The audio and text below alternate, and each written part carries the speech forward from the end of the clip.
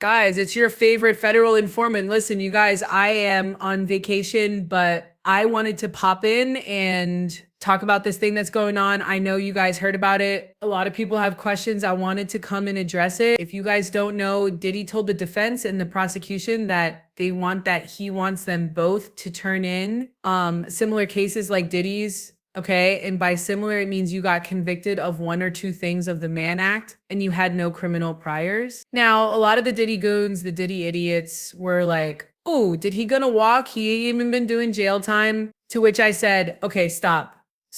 Okay, Diddy might have beat Rico. And it was a crushing blow to victims, to women, to anybody that doesn't stand with abuse, right? Did he beat Rico? But there's more to that story, but let's stick on topic. And apparently the jury said, we don't care what happened with Jane and Cassie, but because you were their boyfriend or their man, I guess you own them and you can do what you want. However, the one thing that kept coming up that a lot of people overlooked was that he was convicted on two major sex crimes. The Mann Act, they are major federal crimes. Okay. And I did some research. I talked to my legal people and I took notes. So, whenever I take notes, this is going to be good. Okay. Now, what did the judge ask for? He asked for comparable case law or statistics on similar Mann convictions. Now, first of all, this request is not unusual, but it is never neutral. It usually signals one or two things. One, that the judge is exploring options to justify a lighter sentence or release, especially if they're asking about parole eligibility, probation, or sentencing ranges. Two, the judge is building a case for why Diddy should not get lenience. By establishing how others were treated in similar cases, they could argue that letting Diddy off lightly would be inconsistent or unjustified. So the big question, all right, I'm actually being texted and no like longer Teza. has a voice So who will the big pursue question is justice what for her context the accusation. judge asks us in. And the As thing of the is, taken if we against look Diddy, at the Diddy case, no this is where expansion of the things get investigation, tricky. The judge no has already isolation denied orders, bail and no called equipment Diddy access, violent. He read no him to suspension filth. of attorney The judge was not communication. happy, okay, and said his community ties made him more dangerous, not less. So it's going to be hard for Diddy to rebrand himself. The judge also has letters from multiple victims who explicitly said he's a threat and allegedly wielded violence as a means of control.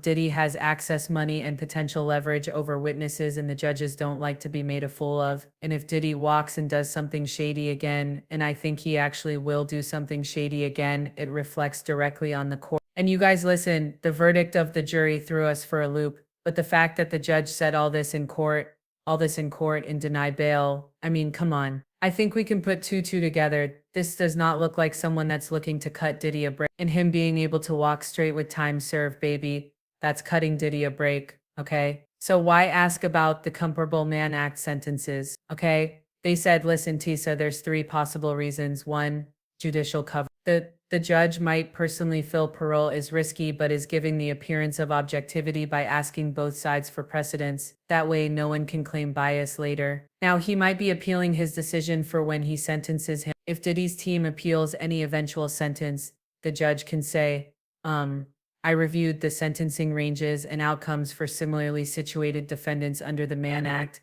and the sentence falls squarely within that range. Or the judge also might be testing boundaries. Maybe the judge is trying to find out how lenient or harsh they can go without being reversed. They could be considering probation in theory, but still leaning towards prison unless Diddy's team provides extraordinary mitigating evidence. Now let's talk about that mitigating evidence. Remember when I told you guys that Diddy's team, I believe, are trying to shut up any content creators that are still criminal with them, and they feel like if they shut down the content creators, then they can start on this rebrand. Think about it. You shut us up by July, August, September, and then you got a little bit of October to get this Mother Teresa Hail Mary that they think is going to wipe Diddy's record clean. Unfortunately, a lot of evidence that the jury wasn't, a lot of witness statements, an affidavit that the jury didn't see. The judge is privy to all that, and all that is going into his decision. Okay? So again, I actually said, but do you really think there is any type of risk of Diddy walking with just parole? I said no, but I had to take it to the people that actually practice law.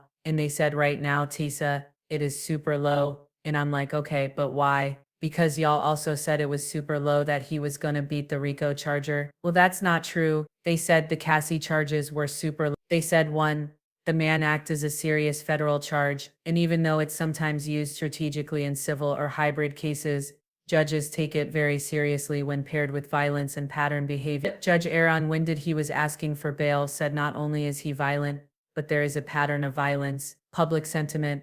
They also will take this, it's low because public sentiment and visibility are sky high, and the DOJ knows this is a credibility test. Again, remember Maureen Comey said this is chilling for victims. It will have a chilling effect. And if the judge already said Diddy is violent and a threat and denied bail, and then suddenly letting him walk would make the judge look wildly inconsistent unless new facts came to light. So what do we think about the judge? This is just my personal take. I think the judge is doing due diligence checking to see if there's any legal wiggle room, but based on prior comments, it sounds like this judge already sees Diddy as a danger, and it's just asking for case comparisons to legally reinforce whatever sentence he's already decided on. So unless Diddy pulls a legal rabbit off the hat, he's unlikely to walk with this parole. This request is probably more about sentencing justification than... Okay, so here's the thing, right?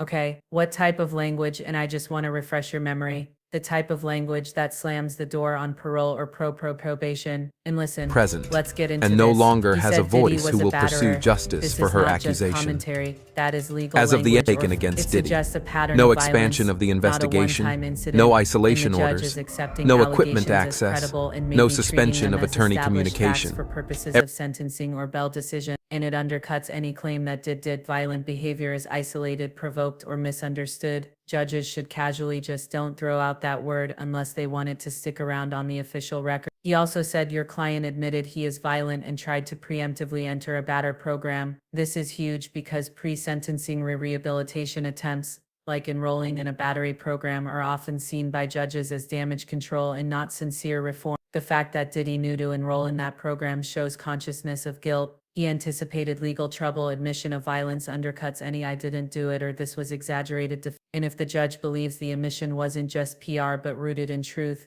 it justifies custodial sentencing over any community supervision. Okay? Now, also the judge said this type of violence comes suddenly, quickly, and with no warning. That's a judicial finding of dangerous. They said that the phrasing means that the judge believes that he is not in control of his violence and that his behavior escalates. It's impulsive and it's unpredictable. Judges use this language to justify detention, especially in bail or sentencing memo. It also implies that even if he's calmed down, he could explode at any moment, which is true, and we can't risk that in the community. That is a direct argument against probation. Now, when you hear all that, I have to ask you, does this sound like a judge that's going to let Diddy I mean, let's be serious. Even though I'm scared for the Diddy goons. What are they gonna do? Hold a visual, be standing outside with the boombox begging for him to be let out of jail. I can't wait to see this. They said so again. I don't think it does, or actually absolutely not. If anything, a judge is building a sentencing record that says even if this man has money, power, and influence, he is violent, he is dangerous, and he is incapable of safely existing in the community. He tried to game the system with the batter program. He admitted what he did, and I'm not playing along. Again, these statements make it legally and politically almost impossible for the judge to grant parole without massive backlash or risk if Diddy reoffends or contacts a victim after release. It's on the court. This isn't a judge looking for an excuse to show mercy. It's a judge locking in a narrative of violence, manipulation, and danger. Any future sentencing or probation denial can be backed by this exact language. So unless something drastic changes, probation or parole is extremely unlikely. You're watching a legal system slowly setting the foundation for a multi-year custodial sentence, or at the very, very least, strictly monitored. Okay?